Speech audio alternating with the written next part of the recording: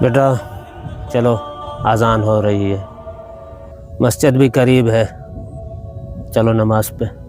سائیں یہ مسجد ہمارے فرقے کی نہیں ہے، ہمارے فرقے کی مسجد تھوڑا آگے ہے۔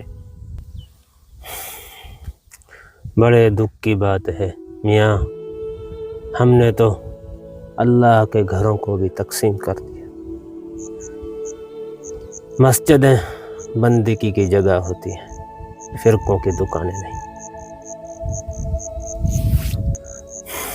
اگر ہم یوں ہی زمین پر سجدے گاہیں بانٹتے رہے تو کل قیامت کے دن اللہ کو کیا منہ دکھائیں گے؟